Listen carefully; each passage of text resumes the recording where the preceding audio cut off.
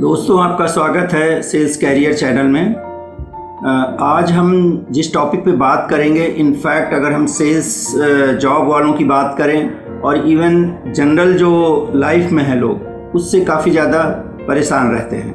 तो जी हाँ, हम आज बात करने जा रहे हैं कि सेल्स जॉब में प्रेशर क्यों होता है और उस प्रेशर को कैसे से हम हैंडल करें, कैसे उस प्रेशर से कोप अप करें।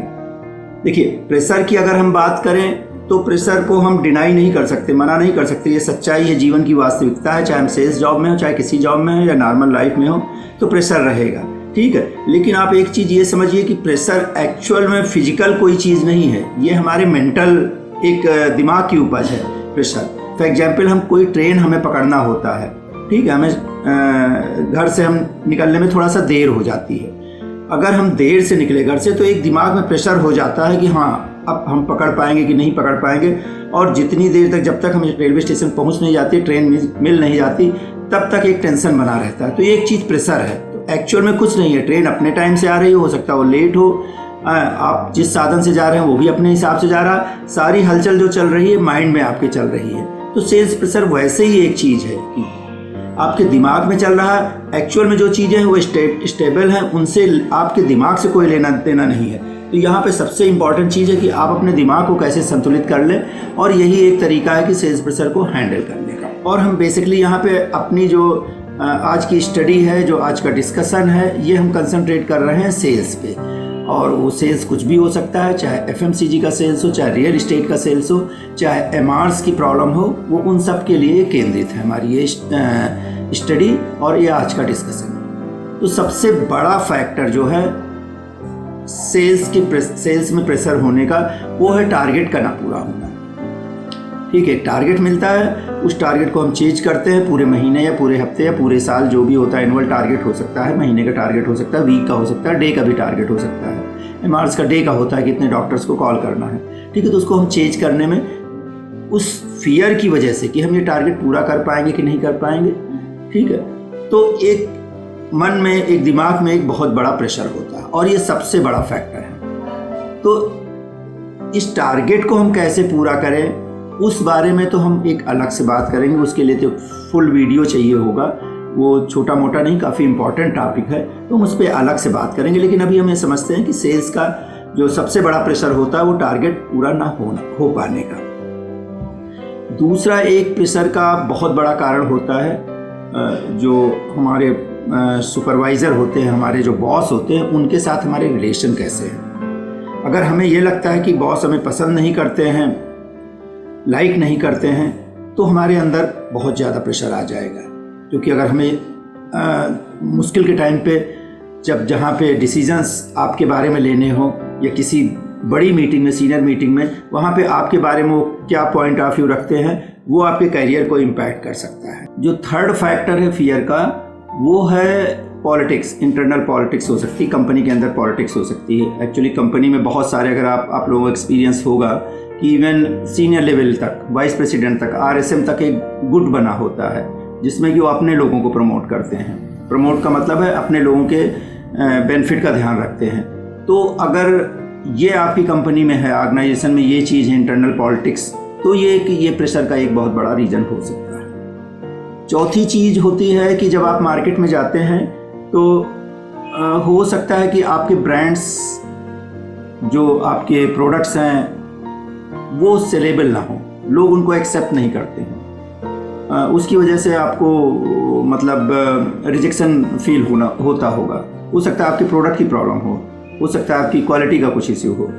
तो इसमें तो थोड़ा सा यही कहेंगे कि वो आपको रिजेक्ट नहीं कर रहे हैं, आपके प्रोडक्ट को या आपके जो आइटम्स हैं उनको रिजेक्ट किया जा रहा है। लेकिन ये एक बहुत बड़ा प्रेशर का कारण ये भी होता है। एक पांचवा प्रेशर का कारण होता है कि जब आपका ट्रांसफ़र हो जाता है, टेरिटरी चेंज हो जाती है या रोल चेंज हो जाता है, तो मन में ये प्रेशर रहता है कहीं ऐसा तो नहीं कि मुझे पेनलाइज किया गया है, पनिशमेंट तो नहीं दिया गया है। एक ये प्रेशर का एक कारण हो जाता है। दूसरा ये कि नई टेरिटरी में आप गए, वहाँ पर आपको सपोर्ट मिल रहा है, नहीं मिल रहा, चीज़ें नई हैं, कैसे होगा बिजनेस, कैसे चीज़ें होंगी, कैसे हैंडल होंगी सब सारी चीज़ें। तो ये एक प्रेशर का एक बड़ा कारण बन जाता है। तो जब भी चेंज होती है टेरिटरी या रोल चेंज हो जाता है, तो ये एक दिमाग में काफ़ी प्रेशर आ जाता है। एक और जो छठवां प्रेशर का कारण है कि आपकी एक्सपेक्टेशन क्या है कंपनी से।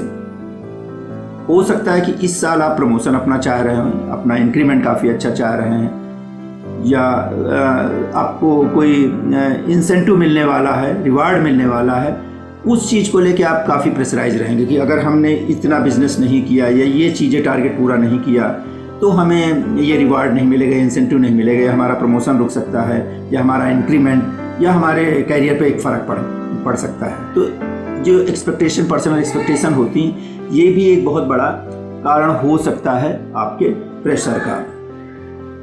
सातवां और सबसे अंतिम जो कारण है प्रेशर का, वो सबसे बहुत बड़ा कारण है, सबसे बड़ा कारण वही है, और वो कारण आप लोग समझते हैं। आपको लगता है कि कहीं हमारी नौकरी ना चली जाए, तो ये सबसे ज़्यादा प्रेशर आपके दिमाग में डालेगा, और स्पेशली तब और भी ज़्यादा प्रेशर हो जाता है जब आपकी फिनेंशियल कंडीशन बहुत अच्छी ना हो। अगर आप फिनेंशियली स्ट्रांग है तो हो सकता है कि थोड़ा सा आप कंट्रोल में रहें। अगर फिनेंशियली स्ट्रांग नहीं है तब आपको बहुत ज़्यादा दिमाग में प्रेशर आएगा। तो बेसिकली हमने अभी जो डिस्कस किए हैं 7 कारण हैं फियर के। तो दोस्तों अब देखते हैं कि ये जो सेल्स प्रेशर है ये लाइफ में तो रहने वाला है। अब इस सेल्स प्रेशर को हैंडल कैसे करें कि जिससे कि हमारे जो सेल्स के प्रेशर्स के चैलेंजेस हैं ये हम कंट्रोल कर सकें और हम एक अच्छी लाइफ जी सकें। तो सेल्स प्रेशर हैंडल करने के हम कुछ तरीकों के बारे में डिस्कस करेंगे। तो सबसे पहले तो ये चीज़ है कि सेल्स एक्टिविटी पे आप ज़्यादा फोकस करो, अपना दिमाग जो लगाओ सेल्स एक्टिविटी पे।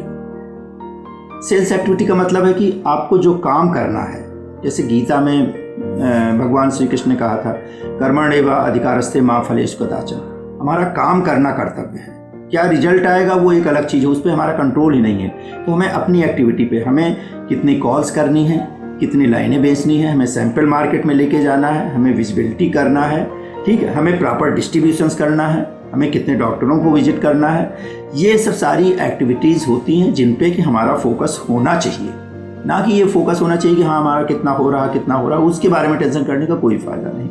तो आप प्रॉपर सेल्स एक्टिविटीज़ पे, जो आपके प्रोसेसेस हैं उन पे एकदम फोकस करिए। तो सबसे पहला चीज़ ये आपको करना है। सेकेंड थिंग है सेल्स में आपको एनालिटिक्स का इस्तेमाल ज़्यादा से ज़्यादा करना है। एनालिटिक्स का मतलब होता है कि आप लास्ट ईयर का डेटा निकालिए, ठीक है, लास्ट मंथ का डेटा निकालिए, ट्रेंड निकालिए, कॉम्पिटिटर्स का ट्रेंड निकालिए, ठीक है, कौन से कस्टमर्स आपको ज़्यादा बिजनेस दे रहे हैं, किस कैटेगरी में बिजनेस दे रहे हैं, किस तरह के ट्रेंड आ रहे हैं। तो आपको पूरा एनालिसिस करना है चीज़ों को, और उन एनालिसिस को अप्लाई करना है अपने सेल्स एक्टिविटी में।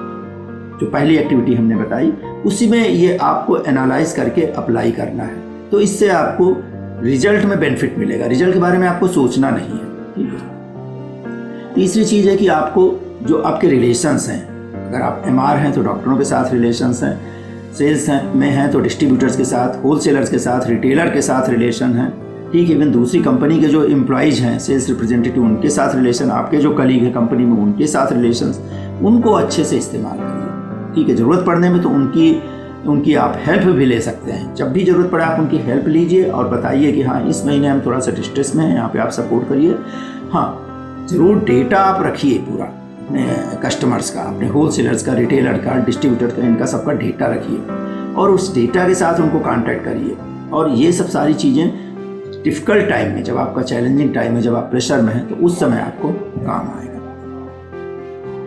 एक चीज़ और, जो चौथी चीज़ मैं आपको कहूँगा, वो आपका जो सेल्स प्रेशर है कम करने में काफ़ी बड़ी भूमिका निभाएगा, वो है आपकी कॉम्पिटेंसी। तो समय समय पे आप अपनी कॉम्पिटेंसी पे ध्यान दीजिए। अपनी कैपेबिलिटीज़ को इम्प्रूव करने के लिए जो क्लासेस ज़रूरी हैं, जो कोर्सेज ज़रूरी हैं, जो स्किल्स ज़रूरी हैं, वो अर्न करिए। जैसे कि कैसे किसी कस्टमर के साथ कॉल को क्लोज किया जाता है, एक ये स्किल हो सकती है, ठीक है।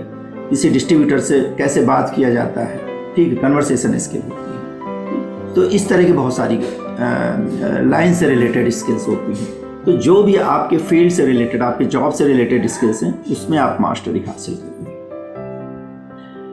छठवीं चीज़ हम बात करेंगे, पांचवी चीज़, कि आप अपने शरीर के ऊपर ध्यान दें, अपने बॉडी के ऊपर ध्यान दें, अपनी मेंटल हेल्थ के ऊपर ध्यान दें, यानी सेल्फ केयर आप करिए, ठीक है। अच्छा खाना खा के निकलिए, सुबह डाइट वाला फूड आप लेके निकलिए, दिन में भी अगर गर्मी पड़ रही है तो आप बार बार पानी पिएं, अपने आप को हाइड्रेट रखें, ऐसा नहीं कि कहीं आपको परेशानी हो जाए, ठीक है। और थोड़ा सा अपने आप को मतलब फिजिकली फिट करके रखें, एक्सरसाइज करें, योगा प्राणायाम जो भी चीज़ें हैं, जो भी आपसे हो सकता है समय थोड़ा सा 15 मिनट का, आधा घंटा का आप दे सकते हैं, वो आप करें। ये छठवीं जो चीज़ मैं बात करूँगा, क्या होता है सेल्स में कुछ प्रॉब्लमेटिक एरिया होते हैं जहाँ पे कुछ लोग होते हैं प्रॉब्लम क्रिएट करते रहते हैं। जैसे कुछ डिस्ट्रीब्यूटर्स होते हैं, उनके पास पैसे की प्रॉब्लम होती है, इंफ्रास्ट्रक्चर की प्रॉब्लम होती है, ठीक है। और किसी फील्ड में है तो कुछ कस्टमर्स होते हैं वो आपको पेमेंट टाइम से नहीं देते हैं, तो ऐसे लोगों से छुटकारा आपको पाना है। ये आपको प्रॉब्लम बढ़ाते रहते हैं लगातार, तो ऐसे लोगों के साथ मजबूरी में हमें काम करना चाहिए, बस उससे ज़्यादा नहीं। समय आने पे सही समय आने पे ऐसे लोगों से अपनी दूरी कर लेना चाहिए, बहुत ज़रूरी है, क्योंकि ये सब सारे लोग आपकी एनर्जी को सक करते हैं। तो अच्छे लोगों का आप अपने साथ जोड़ना चाहिए, आप आइडेंटिफाई करना चाहिए कौन से, अगर मान लिया किसी टाउन में आपका डिस्ट्रीब्यूटर के पास पैसा नहीं है और आपको परेशान बहुत ज़्यादा कर रहा है, इंफ्रा भी नहीं दे रहा है, तो बेस्ट है ये कि आप डिस्ट्रीब्यूटर चेंज कर दीजिए सही समय आने पर। तो प्रॉब्लम वाली चीज़ें जो जितनी भी हैं, जो आपके कार्य में ऑब्स्टेकल पैदा कर रही हैं, बाधा उत्पन्न कर रही हैं, उनको धीरे धीरे कम करते जाए, तो इससे आपका प्रेशर धीरे धीरे कम होगा। इसमें लास्ट और सातवीं जो अंतिम चीज़ है वो मैं प्रेशर के बारे में कहूँगा कि अपने आप को आप कूल एंड काम रखें। देखो प्रेशर है, चाहे वो टारगेट का प्रेशर हो, चाहे जॉब का प्रेशर हो, चाहे किसी भी चीज़ का प्रेशर है, प्रेशर तो है, ठीक है। लेकिन हमने पहले भी बताया मेंटल प्रेशर है, तो आप अपने आप को कूल रखिए, काम रखिए, अच्छे से आप काम करिए, ठीक है, शांति से रहिए। देखो जो होना है उसको कोई भी रोक नहीं सकता है, लेकिन ऐसा नहीं कि आप उस प्रेशर के चक्कर में आपका बीपी बढ़ जाए, आपका शुगर बढ़ जाए या कोई और अलग से बीमारी आ जाए, आपके प्रेशर के चक्कर में आपके घर वाले परेशान हो जाएं, तो उनको भी बहुत ज़्यादा इन चीज़ों के बारे में सो मत करिए। तो आप अपने आप को कूल एंड काम रखिए, धीरज से काम लीजिए, और सर्टेनली अपनी आप मेहनत से जो चीज़ें हमने अभी 7 चीज़ें डिस्कस किया, इनके साथ आप उस प्रेशर को अच्छे से हैंडल कर लेंगे और प्रेशर को बीट भी कर पाएंगे और इसके आगे निकल पाएंगे। जैसे कि हमने पहले बोला कि प्रेशर के आगे जीत है, सर्टेनली आप एज ए विनर अपने आप को इस्टेब्लिश कर देंगे। सो थैंक यू दोस्तों, ये रहा हमारा आज का वीडियो। अगले हफ्ते फिर अगले सैटरडे को हम मिलेंगे किसी ऐसे ही टॉपिक पे जो हम लोगों के लिए, सेल्स वालों के लिए, सेल्स पीपल के लिए यूज़फुल रहे। तब तक के लिए धन्यवाद। अगर आपने अभी तक सब्सक्राइब नहीं किया ये वीडियो तो प्लीज़ सब्सक्राइब करिए, जिससे कि रेगुलर हम लोग एक दूसरे से कनेक्ट होते रहें। Thank you so much.